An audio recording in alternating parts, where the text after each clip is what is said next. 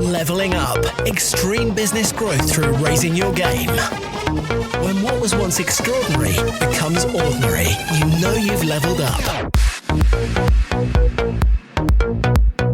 Hello and welcome to the Leveling Up podcast with me, George Swift. The Leveling Up podcast is here to give you the personal development, the entrepreneurial development and the business growth that you, the ambitious business owner, desires. I'm here to give you the inspiration, the motivation and above all else to challenge your aspirations to take you and your business to the next level.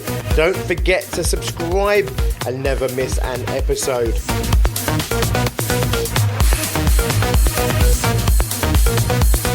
Okay, hello and welcome to Monday. Today we are talking about should you be gambling more? Are you playing it too safe?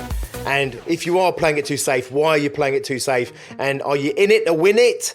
Or are you in it just to survive, just to get through, just to hang in there? These and many other questions will be answered in the next 20 minutes.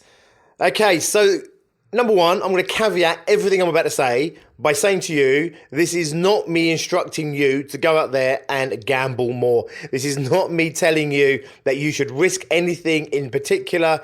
And it certainly isn't encouraging you to go out there and put all your money on red or black, depending on which one feels lucky to you. So please do not be going out there making audacious gambles because of this episode. However, what this episode is really about is to understand human behavior, understand your behavior, and maybe to understand why we as human beings play it so bloody safe. Now, in a previous podcast, I touched upon the idea of gambling, and we talked about the nature of gambling and how actually, if you look at the failure rates in business, there's an argument to be said that actually going and putting all your money on black might actually not be as big a gamble as you think it is in comparison to actually being an entrepreneur in business. However, we don't take those risks because bottom line is we are absolutely risk adverse. As a species, as human beings, the animal kingdom at large is risk adverse. We will always play it safe if there is a safe way of playing it. This can sometimes hold us back. So, for example, our fear of loss is far greater than our desire for success.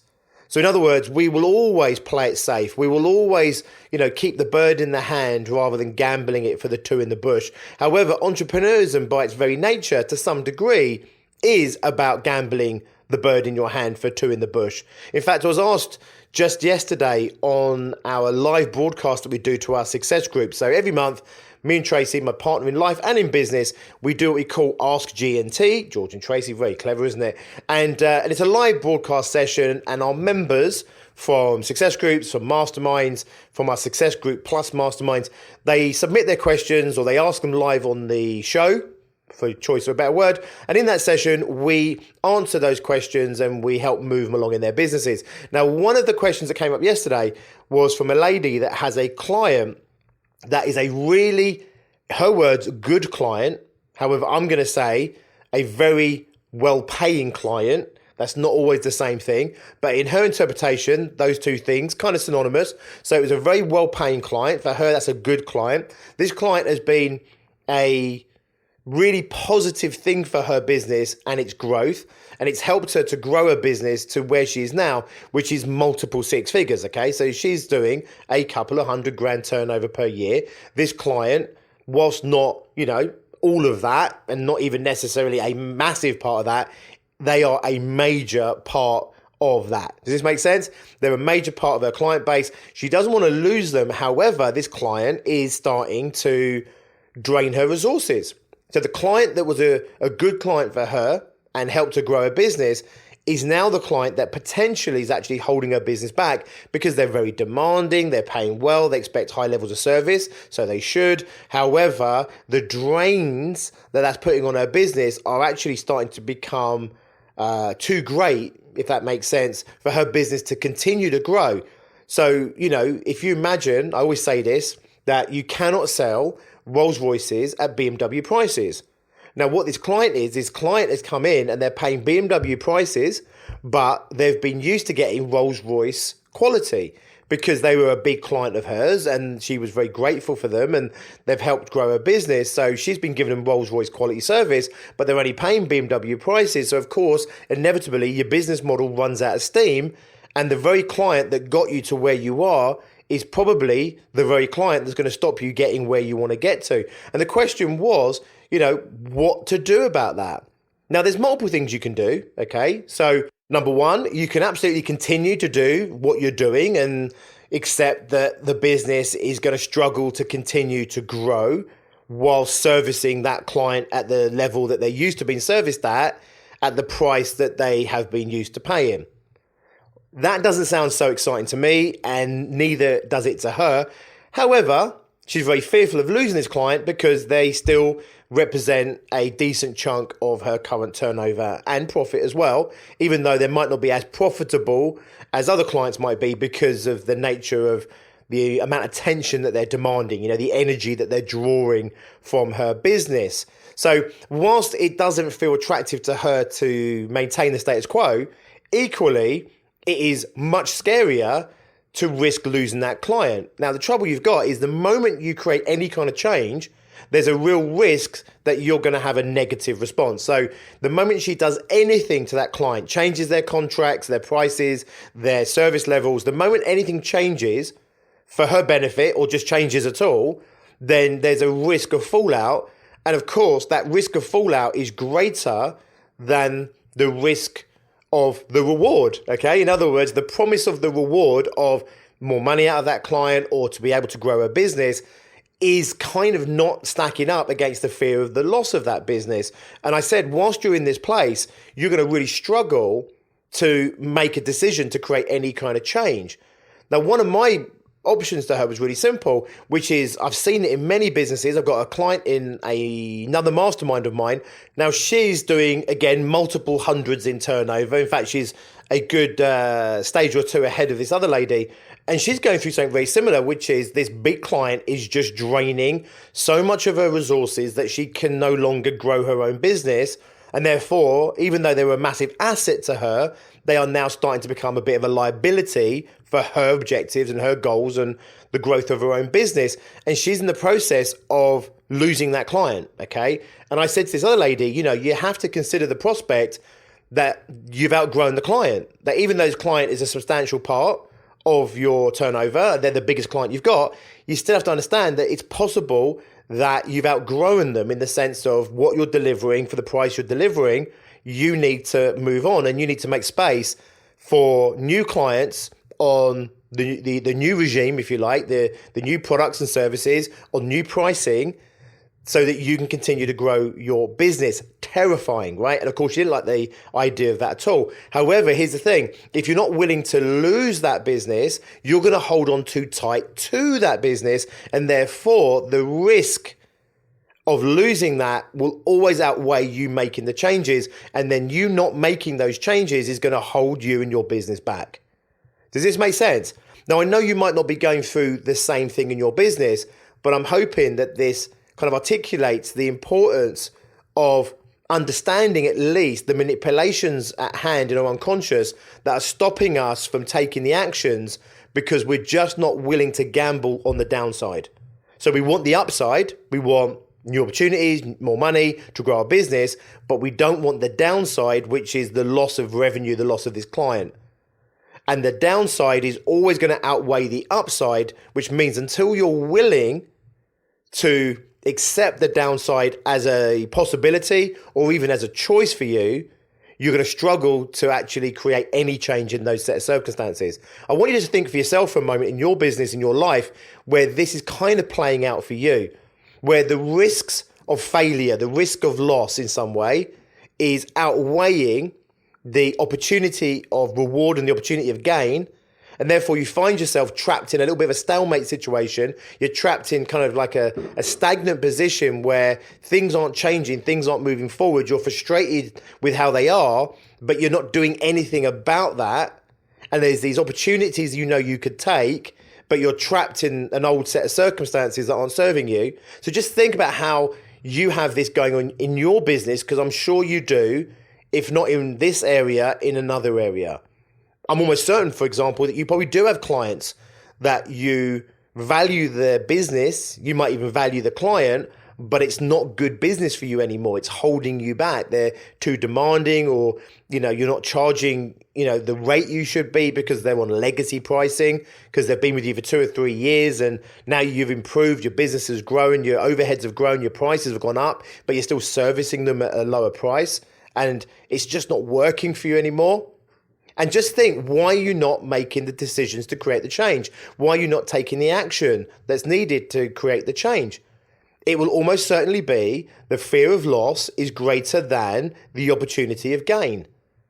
So here's the thing I said to this lady: make your peace with the fact that you're either going to stay as you are or you are potentially going to lose this client. And when you make your peace that it's okay to lose the client, and that even if you don't want that to happen, even if you wouldn't choose that to happen, that if it does happen, you understand that whilst it might be painful, it's still for the greater good. Now you're free to actually negotiate. Because if you go into a negotiation with someone where they have you over a barrel, you'll say, it's not really working at the moment. I need to up your prices, or we need to downgrade this, or we need to shift this. And they're going to turn around to you and say, I don't like the sound of that. You'll say, oh, I'm sorry. I apologize. Didn't mean to upset you. Let's go back and do everything exactly as it is, right? And in fact, you've doubled down now in the situation that wasn't working for you in the first place. So I want you to understand that sometimes you have to be willing to let something go in order to be able to go in there and get what you really want.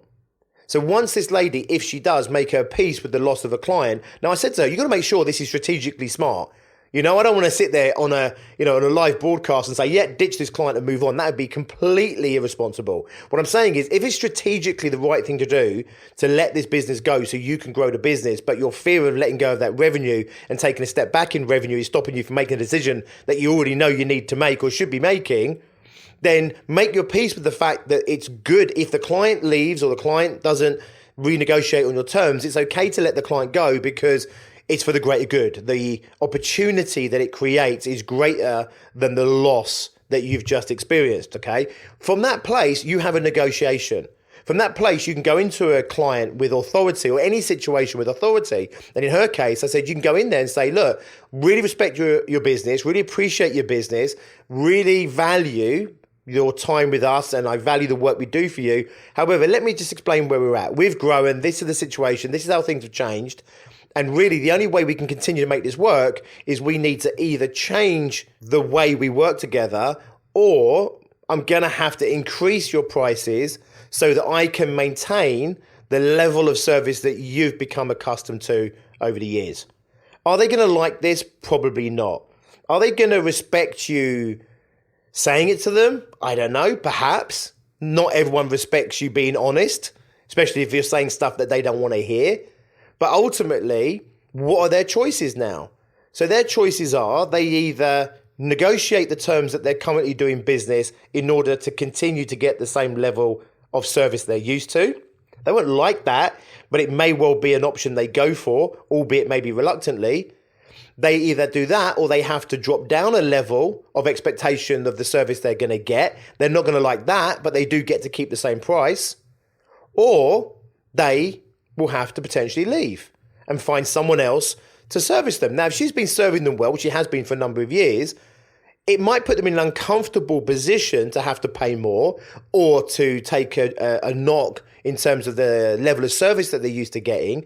But actually, it's very possible that they'll still determine that it makes sense to stay with her because the risk of their downside, makes sense, is greater than their upside. So in other words, the risk of paying more money to her or the risk of getting less service or it's less time. It's not quality of service. It's the amount of time that they're taking from her business, just to make that clear. So they get less time with her and her business might actually be, a risk to them, but that, the risk of going somewhere else, finding someone else who can actually serve them in the way that she has for the past few years, actually that risk may completely outweigh the gain or the opportunity of finding someone cheaper or finding someone that's willing to maintain the same level of standards that they're used to, but for the same price that they're paying.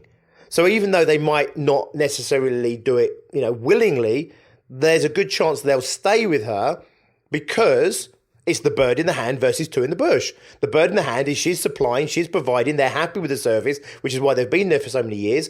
Are they willing to gamble that bird in their hand to get a better opportunity elsewhere? So in that set of circumstances, the fear that they have, the threat that they have, their aversion to risk that they have works in her favour. However, whilst she has the aversion to risk, it plays into their favour. So you can't call bullshit. I'm not into bluffing. I really am not into bluffing because I think people call your bluff and then you're screwed. I think you have to genuinely be prepared to accept the downside. So she has to be genuinely prepared to lose the client in order to strongly negotiate with that client. And the stronger she negotiates and the more she's accepting of the downside, the stronger her position is. And therefore, the greater the risk is actually to the client and not to her. And there's a good chance that she'll win this encounter. However, that being said, there's also a chance she's going to lose it and lose the business, and you only have a position of power and strength if you're willing to accept that downside, you're willing to accept that loss. Does this make sense? In your business, in your current situations in business, your risk of the downside is overwhelming the opportunity for the upside that's on offer to you, and therefore we ask the question, which is, should you be gambling more? This isn't about just taking unnecessary risks. This is about taking strategic risks like this lady does. When you determine what's the right outcome, when you determine what isn't working and what has to change, and then you weigh up the downside and you accept the risks of the downside, and then you play your hand as strong as you possibly can, you will win more often than you will lose. However, you have to accept that you will also be losing. And there's a real genuine risk that you'll lose in this particular encounter. If you're not willing to lose, you'll never play your hand strong. And what will happen is you'll get trapped in your business, you'll get trapped in the status quo, you'll get trapped in the current set of circumstances that aren't serving you and even potentially holding you back. Food for thought. Think about where your risk aversion is actually prohibiting the opportunities that you have and your business has for growth.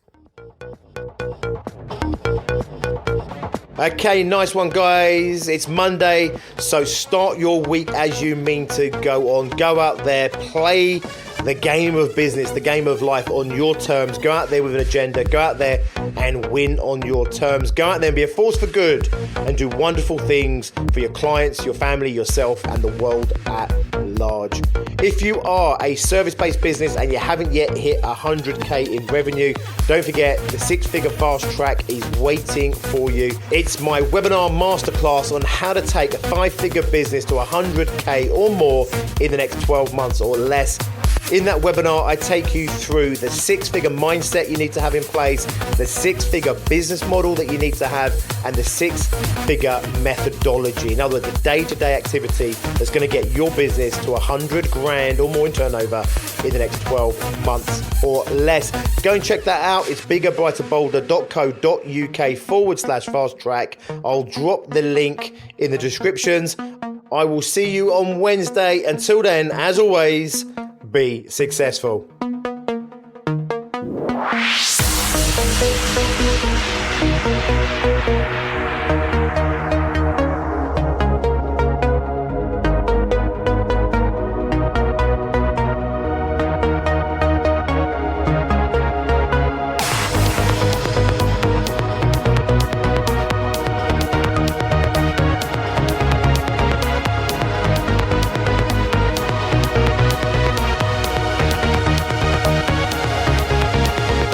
Leveling up. Extreme business growth through raising your game.